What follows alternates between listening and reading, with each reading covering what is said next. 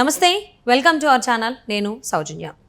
కేటీఆర్ తెలంగాణ ముఖ్యమంత్రి రేవంత్ రెడ్డికి ఒక సవాల్ విసిరారు. ఇద్దరం కలిసి రాజీనామాలు చేసి మల్కాజ్గిరి నుంచి ఎంపీగా పోటీ చేద్దామని.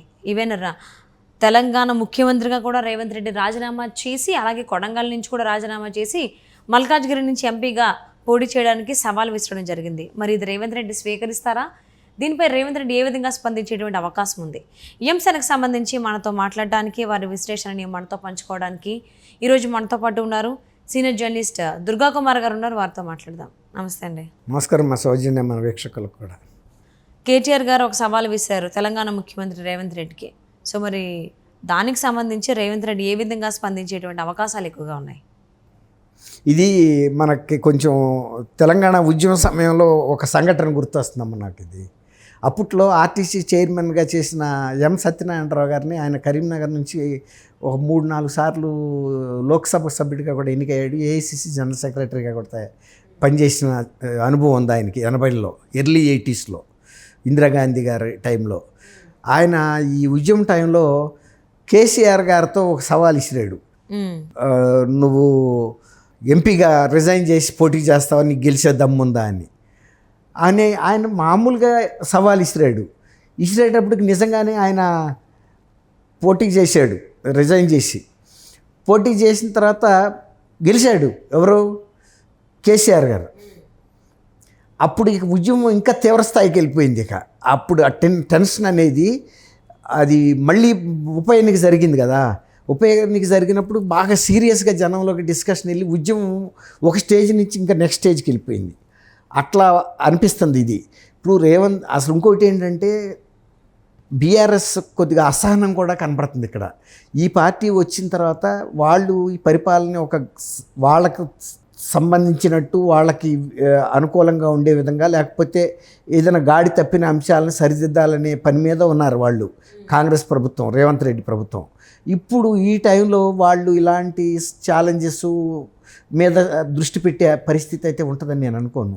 ఇంకోటి ఏంటంటే, ప్రజలు కూడా బీఆర్ఎస్ని తప్పుగా అర్థం చేసుకునే అవకాశం కూడా ఉంది ఇక్కడ.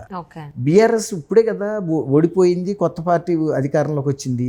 ఇప్పుడే ఇన్ని సవాళ్ళు, ప్రతి సవాళ్ళు ఎందుకు? వాళ్ళకి ఆ టైం ఇవ్వాలి కదా, బ్రీతింగ్ టైము. వాళ్ళు పరిపాలనని గాడిలో పెట్టాలి. కొన్ని హామీలు ఇచ్చారు, వాటిని కూడా వీళ్ళు తొందర పెడుతున్నారు. చేయండి అని. ఒక 2 చేశారు, ఇంకో 2 చేయడానికి ఆదేశాలు ఇచ్చారు, ఇంకో 2 కూడా చేయాలి.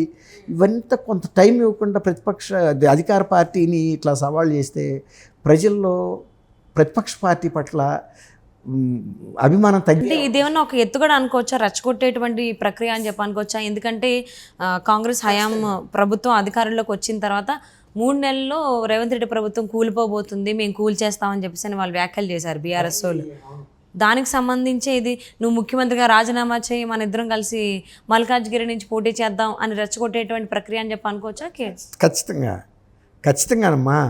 ఇప్పుడు వాళ్ళు అధికారంలో ఉన్నారు, వాళ్ళు ఇలాంటి ఛాలెంజెస్ తీసుకుని ప్రజలకి వాళ్ళు హామీ ఇచ్చున్నారు. అవి అమలు చేయకుండా ఇట్లాంటి పోటీకి దిగితే ఇవాళ కాంగ్రెస్ పార్టీ పట్ల కూడా ప్రజల్లో పలుకుబడి తగ్గిపోద్ది, విశ్వాసం తగ్గిపోద్ది. వీళ్ళేంటి, ఇప్పుడు మేము కదా ఛాలెంజ్ ఇవ్వాల్సింది. ప్రతిపక్షం వాళ్ళు ఓడిపోయిన పార్టీకి కనుక ఛాలెంజ్ చేస్తే మాకు ఇచ్చిన హామీలని మాకు అమలు చేయకుండా, ప్రభుత్వాన్ని సరైన దిశలో నడపకుండా, మా సంక్షేమం చూడకుండా ఈ పోటీ రాజకీయాలకు దిగి రాష్ట్రాన్ని వీళ్ళు ఏం చేయదలుచుకున్నారు? మేము ఇందుక ఇచ్చింది అధికారం, నువ్వు ప్రతివాడికి స్పందించి రిజైన్ చేయమని నీకు అధికారం ఇచ్చింది, నువ్వు పరిపాలన చెయ్యి. వాళ్ళు ఎన్నో అంటారు ప్రతిపక్షం వాళ్ళు అని రేవంత్ రెడ్డి గారి యొక్క పరిపక్వతను ప్రశ్నించే అవకాశం ఉంది. అసలు రేవంత్ రెడ్డి ఆ అవకాశం ఎవరికి ఎవరనేది కూడా మాట వినిపి, అది వేరే మాట. అసలు ఇస్తే ఆ క్వశ్చన్ అయితే వస్తారాదా? ఖచ్చితంగా ప్రజలు ఏమంటారు, నీకు ఇచ్చింది పరిపాలించమని రా బాబు, నువ్వు వెళ్ళి మాటికి మల్కాజ్గిరిలో పోటీ చేసడానికి కాదు అని అనుకుంటారు. రెండోది, బీఆర్ఎస్ వాళ్ళ మీద మీకు 10 ఏళ్ళు అవకాశం ఇచ్చినప్పుడు మీరు పరిపాలన చేశారు, మంచో చెడో మిమ్మల్ని మార్చుకున్నాం కదా, మార్చుకున్న తర్వాత వాళ్ళు కూడా 5 ఏళ్ళు పరిపాలన చేయనివ్వండి, మీరెందుకు తొందర పెడతారు? ఇప్పుడు ఆయన కొడంగల్లో రాజీనామా చేసి, సిరిసిల్లలో నువ్వు రాజీనామా చేసి, ఆయన ముఖ్యమంత్రి పదవికి రాజీనామా చేసి మల్కాజ్గిరిలో ఎన్నిక జరిపితే వచ్చే ప్రయోజనం ఏముంది? ఎవరో ఒకళ్ళే గెలుస్తారు, రేవంత్ రెడ్డి గెలవచ్చు, కానీ ఈ డిస్టర్బెన్స్ అంతా తప్పదు కదా. కాబట్టి ఇది 2 పార్టీలకి కూడా ప్రజల్లో ఒక అభిమానం పెంచే పరిస్థితి అయితే కాదు. ఇద్దరు ఆశ్రయించుకుంటారు ఇద్దరిని. కాబట్టి ఎవరైనా ఒక రాజకీయ పార్టీలో ఉన్నప్పుడు ఇలాంటి ప్రకటనలు ఇవ్వటం ఎంత తప్పో దానికి రెచ్చిపోయి ప్రతిస్పందించడం కూడా అంతే తప్పు. ఇది ఏది అవినీతి గురించి అడగట్లేదు కేటీఆర్ గారు రిజైన్ చేయమని, ఎలక్షన్లో పోటీ చేయాలి. ఇప్పుడు కేటీఆర్ గారికి పోయేది ఏం లేదు. ఒకవేళ రిజైన్ చేస్తే ఆయన ఎమ్మెల్యేగా రిజైన్ చేస్తాడు, వాళ్ళు ఏం అధికారంలో లేరు, ఇప్పుడు ఆయన మంత్రిగా కూడా లేడు. ఏం పోతుంది? ఎమ్మెల్యే పోయితే వచ్చేదే ఉంది నష్టం. మళ్ళీ తర్వాత పోటీ చేసుకుంటాడు ఇంకోసారి వెళ్ళి.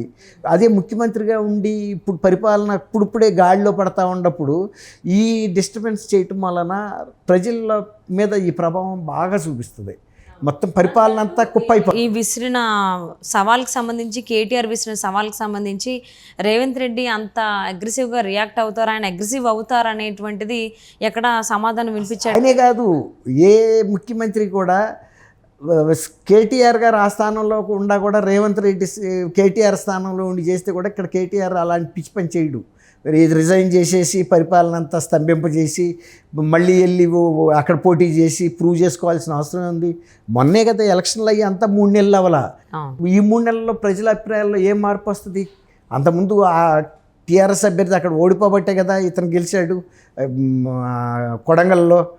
అట్లాగే మల్కాజ్గిరిలో కూడా ఎంపీగా పోటీ చేస్తే మల్కాజ్గిరిలో గతంలో రేవంత్ రెడ్డి కాంగ్రెస్ తరఫున పోటీ చేసి గెలిచున్నాడు కదా. మల్కాజ్గిరి ఏమో కొత్త నియోజకవర్గం కాదు ఆయనకి కదా. కాబట్టి ఆయన రిజైన్ చేశాడు ఇక్కడ సీఎంగా ఎన్నికైన తర్వాత. అప్పుడు దాకా ఆయన ఎంపీగా కొనసాగుతున్నాడు, ఇంకా టైం ఉండింది కదా.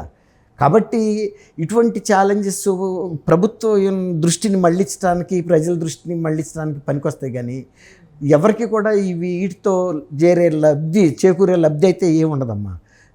కాబట్టి మనం కేటీఆర్ గారు లాంటి వ్యక్తి కూడా అంతో బీఆర్ఎస్ ప్రభుత్వంలో విఘ్నత ఉన్న నాయకుల్లో కేటీఆర్ని ఇప్పటికీ ప్రజలు నమ్ముతున్నారు. ఇలాంటివి కాకుండా ఆయన ఒక నిర్మాణాత్మకమైన ప్రతిపక్ష నాయకుడిగా ఉండి వీళ్ళు చేసే తప్పుల్ని సవరణలు చేసుకోమని చెప్పొచ్చు, ఇవన్నీ బాగానే ఉంటుంది. కానీ పరిపాలనని స్తంభించేసి ముఖ్యమంత్రిని బయటికి రమ్మంటాం ఇది కరెక్ట్ పద్ధతి కాదు. ముందు గవర్నమెంట్ నడుస్తూ ఉండాలి, ప్రజలకు మేలు జరగాల, మంచి పరిపాలన అందాలి, ప్రజలకి వాటి ఫలితాలు అందాలి. అట్లాగే నిర్మాణాత్మకంగా బీఆర్ఎస్ కూడా ఒక పాత్ర పోషించాలి. ఎందుకంటే గతంలో వీళ్ళకి పరిపాలించిన అనుభవం ఉంది కాబట్టి ఏమైనా తప్పులు జరిగినప్పుడు సవరణ చేసుకోమని చెప్పొచ్చు. ప్రజలు కూడా దాన్ని మంచి సలహా చెప్పారనే భావన రావాలి. అంతేగాని ఓడిపోగానే ఒక రకమైన అంటే ఒక రాజకీయ దుగ్ధతో చేస్తున్నారనే భావన బీఆర్ఎస్ పార్టీకి కూడా రావద్దు. అది మంచి శోభనివ్వదు వాళ్ళకి. బీఆర్ఎస్ 10 ఏళ్ళు అధికారంలో ఉంది, తెలంగాణ తెచ్చిన పార్టీగా వాళ్ళకు ఒక చరిత్ర కూడా ఉంది కదా. మరీ రోడ్ల మీద ఉన్న పార్టీ కాదు. కాబట్టి నేను రేవంత్ రెడ్డి గారు దీనికి స్పందిస్తాడని అయితే ఖచ్చితంగా 100% నమ్మలేదు.